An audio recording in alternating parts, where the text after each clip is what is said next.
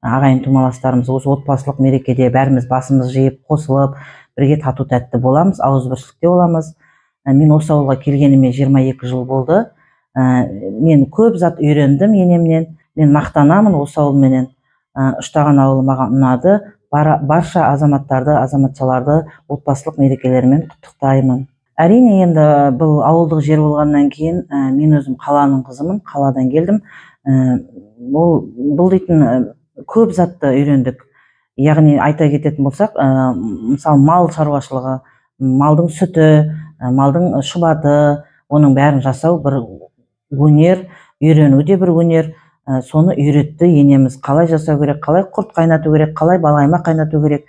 Мысалы мен өзім қаланікі болғасын, мен оларды біле бермеймін, бірақ енемнің арқасында көп затты үйрендім. Әрине, ол үлкен адамнан көп үлгі, насихат, үйрену, артында қалған ұрпағыңа оны жалғастырып, көрсете білу, оның бәрі бір өнеге жатқан. Мен мысалға енемнен бар үйренгенімді мысалға болашақ келініме де үйретуге дайынмын. Маған ауылдық жерге үйрену өте қиындық тудырды. Өйткені сол мен 2002 жылы келіп түстім осы ауылға. Ол кезде бұл жақта жарық, газ, су дегендер болмады. Сол кезде маған өте қиын болды. Мен қалаға кеткім келіп сөйттім, бірақ енемнің ақылын тыңдап, мен осы ауылға келін болып түскеннен кейін анамның ақылын тыңдап, мен осы ауылға өзімді тастай батып судай сіңдіруге үйреттім. Жолдасымның арқасында, жолдасым сыйлайды, жолдасым жақсы көргеннің арқасында мен осы ауылға үлгілі келін болып қалдым. Бұл енді біздер 2019 жылы мерейлі отбасына қатыстық. Ол да бір жетістік деп ойлаймын. Әрі атамыздың, менің атам 85-ке келіп отыр, Құдай қаласа, сол атамыздың мерейі үстем болсын, мерейлі отбасының атағын алдық. Мен бәріне шүкір етемін. Және осы Қазақстанның отбасы мерекесімен бәрін қазақстандықтарды өте құттықтаймын.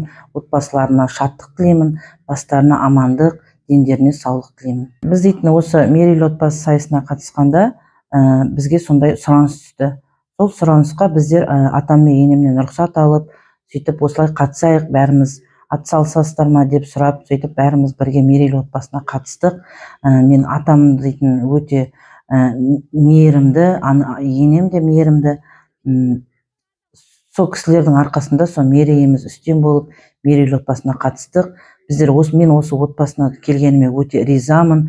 Мен осы отбасымен қуанамын, мақтанамын.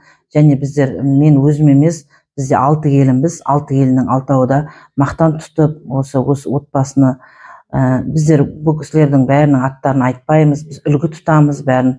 Бәрі абысындарымда, келіндерімде сондай.